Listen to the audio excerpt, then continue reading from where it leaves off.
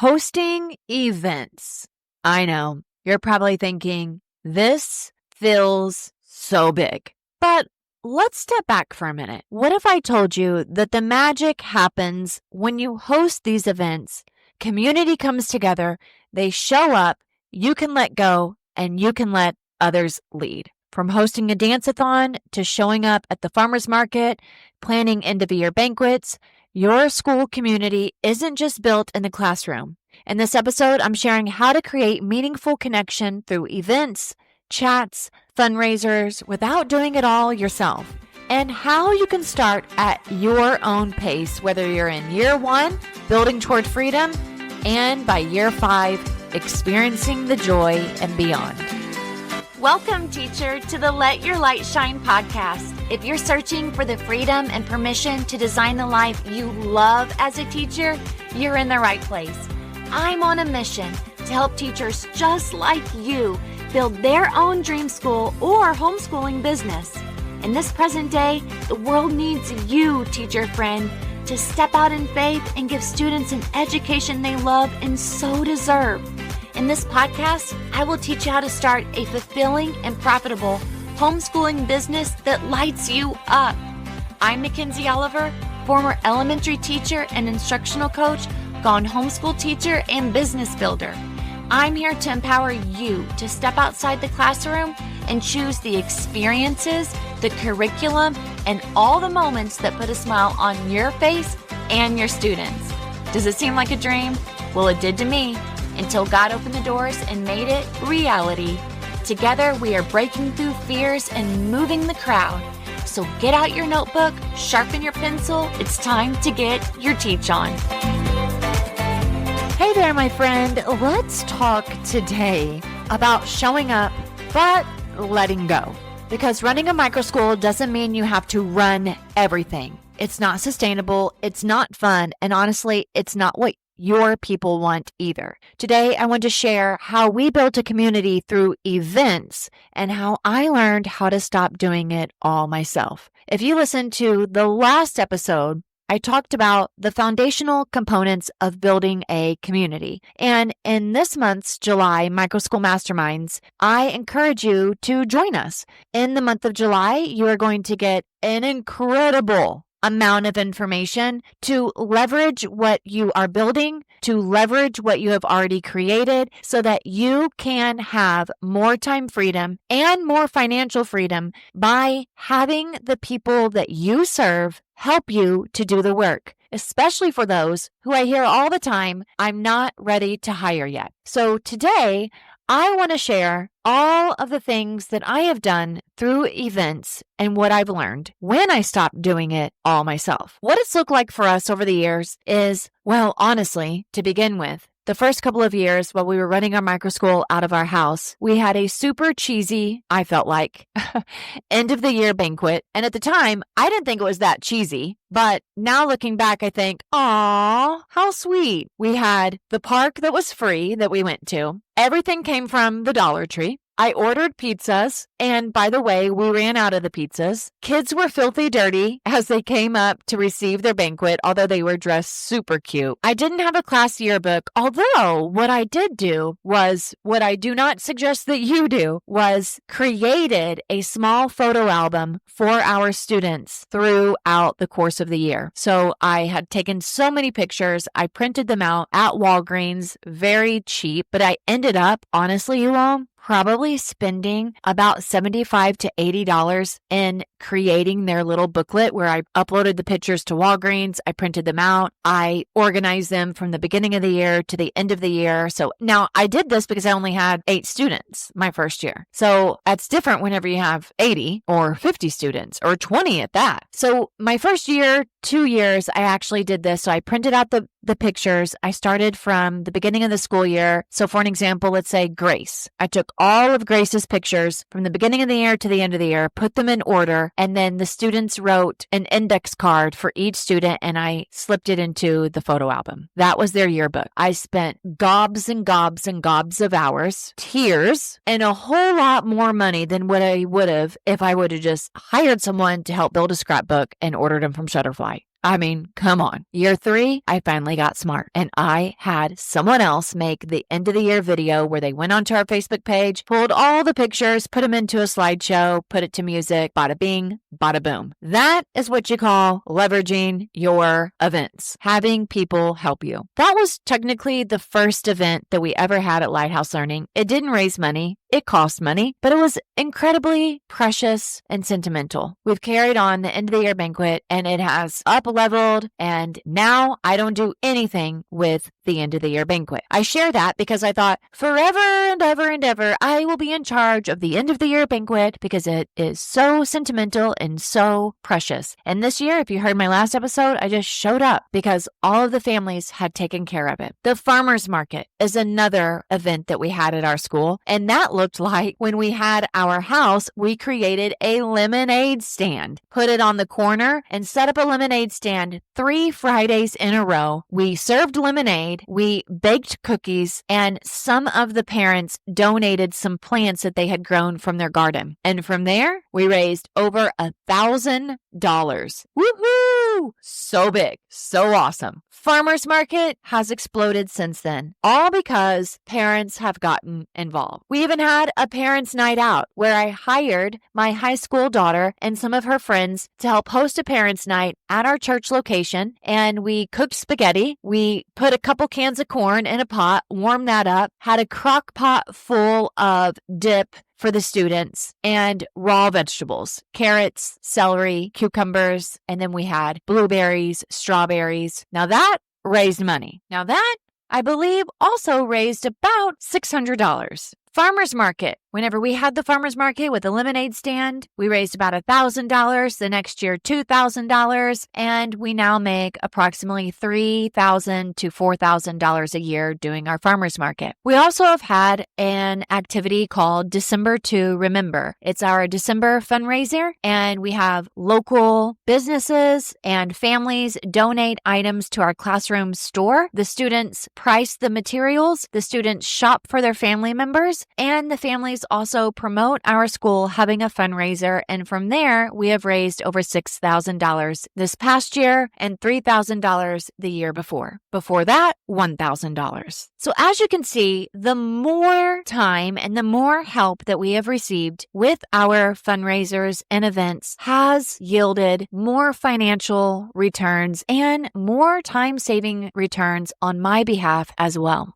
I'm speaking directly to the part of you that's feeling unsure. Maybe you're building a microschool from the ground up, and kudos to you. This is so courageous and a beautiful work of heart. Maybe you're already running a microschool or homeschool hybrid, but the enrollment just isn't where it needs to be. You've got the passion, you totally have the calling, and maybe you even have the classroom space, but the marketing, that's the part that feels foggy, clunky, scattered, and overwhelming.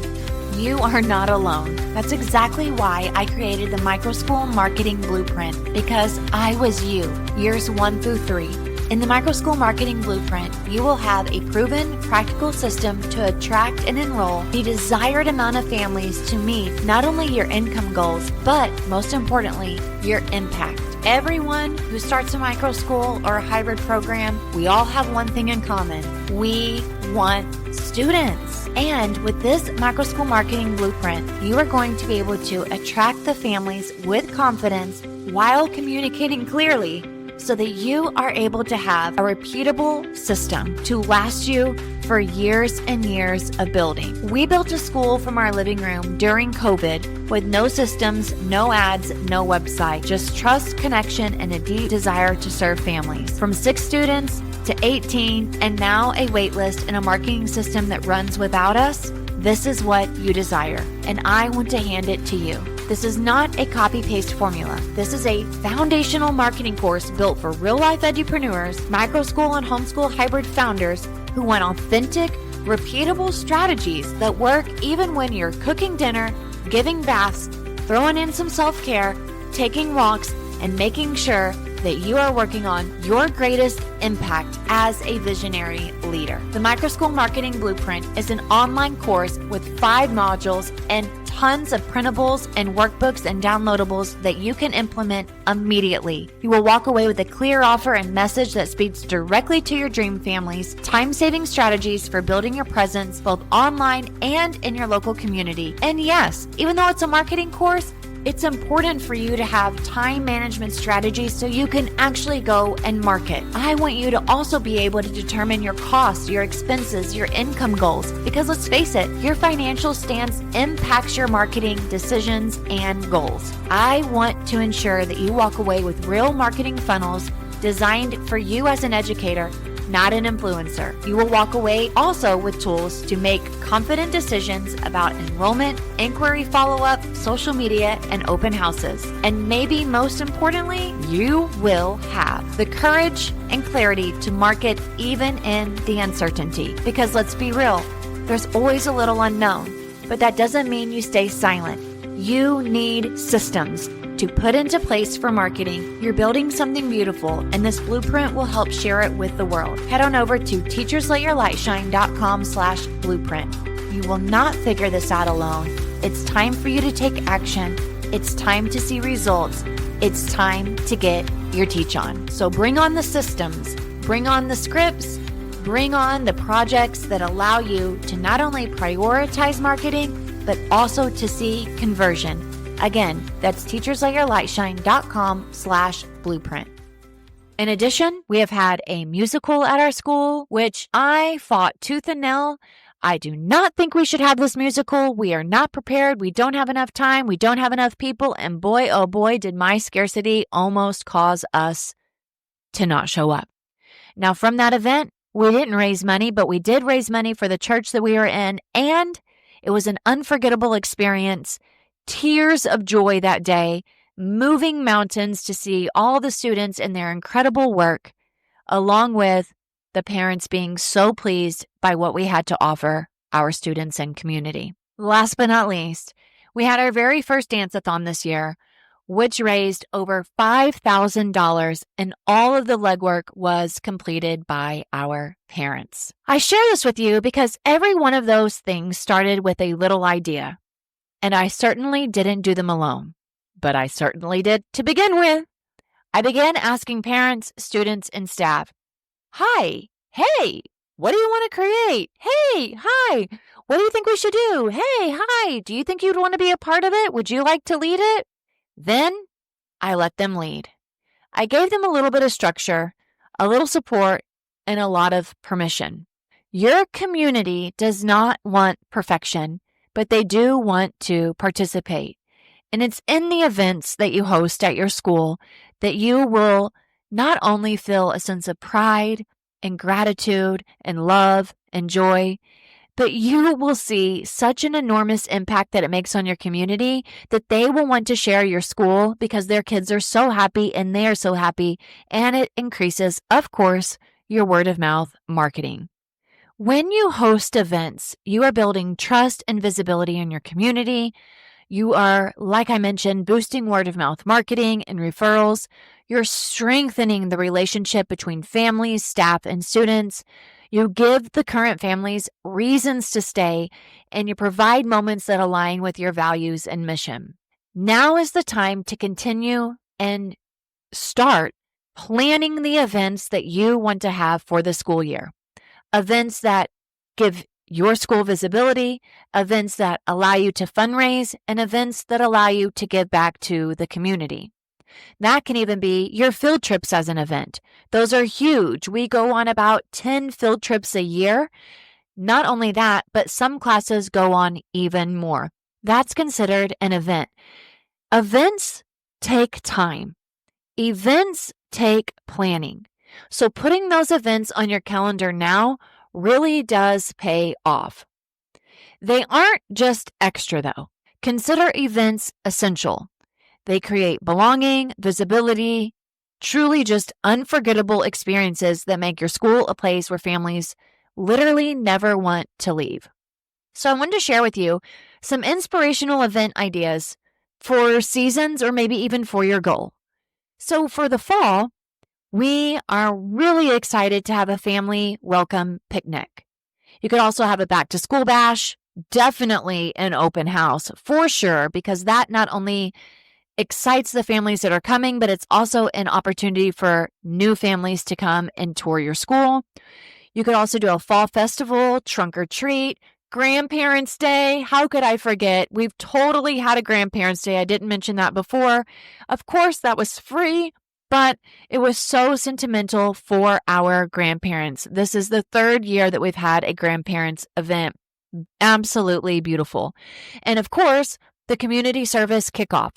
Food drives, park cleanups.